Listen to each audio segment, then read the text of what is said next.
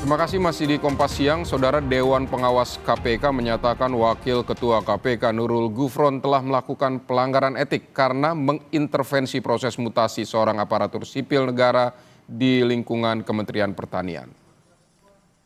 Dewas KPK mengatakan hal yang memberatkan Nurul Gufron adalah tidak mendukung upaya pemerintah dalam menghilangkan praktik-praktik nepotisme dengan menggunakan pengaruh, tidak menjaga marwah KPK sebagai lembaga anti korupsi, serta membuat citra KPK di masyarakat buruk. Dewas KPK memberikan sanksi sedang kepada Gufron berupa teguran tertulis dan pemotongan penghasilan sebesar 20% selama 6 bulan. Menyatakan Nurul Gufron terbukti menyalahgunakan pengaruh untuk kepentingan pribadi nomor 3 tahun 2021 tentang penegakan kode etik dan kode perilaku KPK. 2. Menjatuhkan sanksi sedang kepada terperiksa berupa teguran tertulis, yaitu agar terperiksa tidak mengulangi perbuatannya, dan pemotongan penghasilan yang diterima setiap bulan di KPK sebesar 20% selama 6 bulan. Menanggapi sanksi etik yang dijatuhkan dalam sidang etik Dewas KPK pada dirinya, Nurul Gufron mengatakan menghormati keputusan Dewas. Namun ia menyatakan tidak meminta bantuan mantan Sekjen Kementerian Pertanian Kasdi Subagiono untuk memutasi salah satu pegawai ASN Kementerian Pertanian berinisial ADM. Saat itu ia menyebut hanya menyampaikan keluhan dan apabila hal itu ditafsirkan sebagai permintaan mutasi, maka penafsiran tersebut di luar wewenangnya. Saya menghormati pertimbangan atas pembelaan saya yang ditolak tersebut, dan saya tidak bisa ngapa-ngapain. Artinya prosesnya sudah sesuai dengan prosedur. Saya juga telah memberikan pertimbangan bahwa saya menganggap perkaranya secara substansial, bahwa saya tidak pernah minta bantuan. Cuma itu ditafsiri oleh saudara Kasdi sendiri. Saya menyampaikan keluhan. Nah, kemudian oleh majelis tadi disampaikan sebagai bagian bentuk dari permintaan bantuan. Itu tafsir dari majelis, dan saya sekali lagi saya terima itu saja. Saudara, kita akan bergabung dengan Dipo Nurbahagia, jurnalis Kompas TV di gedung KPK.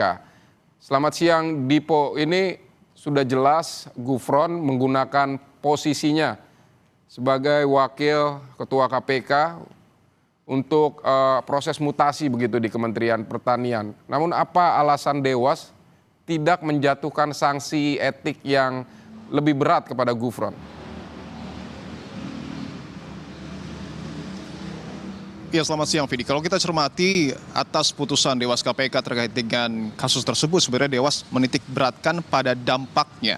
Artinya Dewas melihat bahwa dampak yang dilahirkan ataupun yang ditimbulkan dari pelanggaran etik yang kemudian dilakukan oleh Wakil Ketua KPK Nurul Gufron ini nampaknya belum terlalu besar ataupun meluas. Karena Dewas KPK menilai bahwa dampak yang lahir akibat pelanggaran etik Nurul Gufron hanya tersebar ataupun hanya berdampak pada internal KPK. Alasan lain, Dewas KPK melihat bahwa meskipun ada penyalahgunaan wewenang yang kemudian dilakukan oleh Nurul Gufron, tetapi tidak ada keuntungan dalam tanda kutip material maupun non material yang kemudian didapatkan oleh Nurul Gufron. Itu setidaknya dua hal yang kemudian menjadi alasan mengapa Dewas KPK tidak memberikan sanksi berat kepada pelanggaran etik yang kemudian dilakukan oleh Nurul Gufron. Tentu ini menuai beragam tanggapan, karena banyak juga elemen masyarakat yang melihat bahwa keputusan ataupun hasil yang kemudian diumumkan oleh Dewas KPK ini terkait dengan pelanggaran etik Nurul Gufron ini terlalu ringan.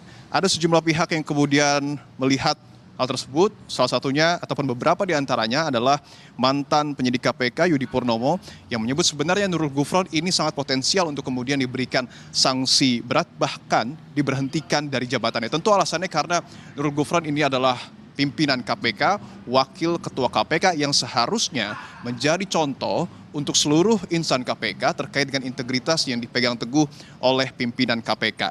Tidak hanya Yudi Purnomo, tetapi juga kita tahu koordinator MAKI, Boyamin Saiman juga menyuarakan hal serupa. Bahkan cukup spesifik apa yang kemudian disampaikan oleh Boyamin.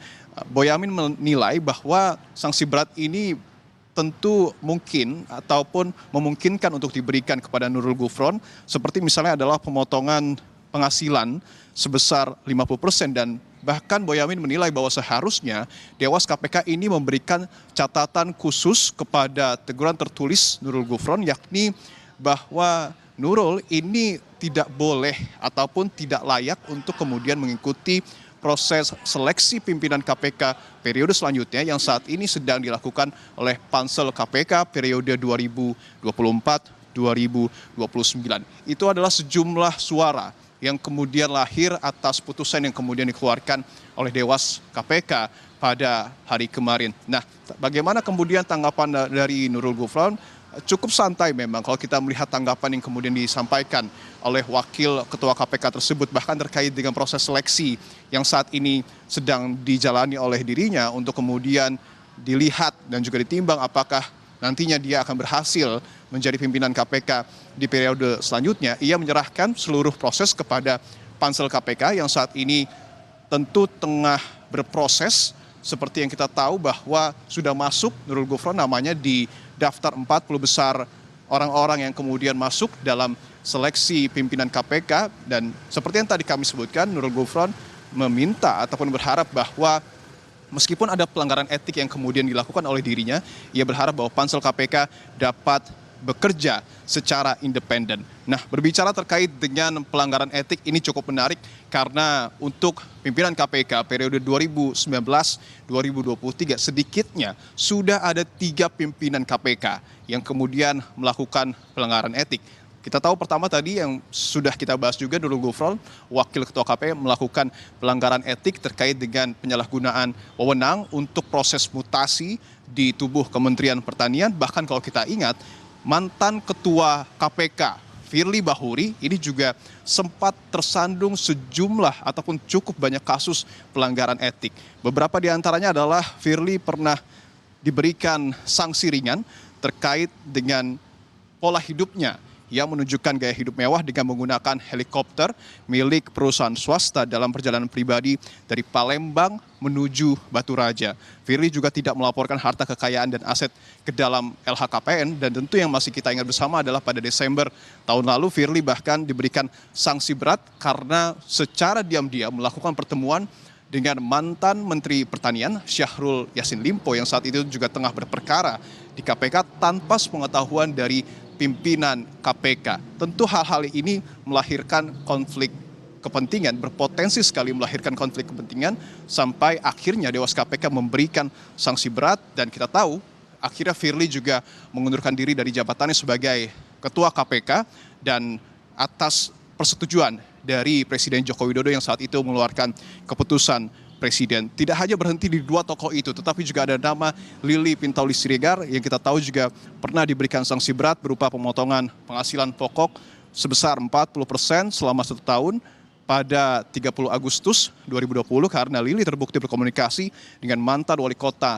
Tanjung Balai M. Syahrial yang juga saat itu tengah diselidiki oleh KPK terkait dugaan kasus suap lelang jabatan. Artinya kalau kita melihat dari 3 kasus pelanggaran etik yang kemudian ataupun 3 tokoh pimpinan KPK yang terjerat pelanggaran etik, nampaknya posisi pimpinan KPK ini sangat potensial untuk kemudian melakukan pelanggaran dalam tanda kutip penyalahgunaan wewenang. Tentu ini menjadi warning ataupun pengingat juga bagi Pansel KPK di periode 2024-2029 untuk betul-betul menjadikan pelajaran yang terjadi sejak tahun 2019 hingga 2023 untuk betul-betul melahirkan pimpinan KPK yang berintegritas. Jangan sampai hal-hal seperti ini terulang. Dan tentu yang harus digarisbawahi juga keresahan sejumlah elemen masyarakat terhadap keputusan Dewas KPK yang dinilai terlalu ringan, ini juga sedikit banyak akan berdampak kepada integritas ataupun kinerja KPK yang kita tahu dalam beberapa waktu terakhir bahkan dalam tanda kutip begitu ya, ditekan untuk kemudian mengungkap ataupun mengklarifikasi sejumlah pihak yang diduga melakukan gaya hidup mewah dan diduga bahkan ada gratifikasi. Kita tahu ada sejumlah nama seperti Kaisang dan juga Bobi Nasution. Kita berharap bahwa kinerja KPK ini dapat semakin baik begitu ya. Tentu kita juga berharap bahwa pansel KPK yang baru dapat melahirkan pimpinan KPK dan juga dewas KPK yang berkualitas, Vidi. Nurul Gufron jadi pimpinan KPK ketiga yang diduga atau yang terbukti melanggar etika dan sanksinya sedang karena pengaruhnya tidak luas begitu ya, Dipo Nurbahagia. Terima kasih untuk laporan Anda, saudara. Kita akan ke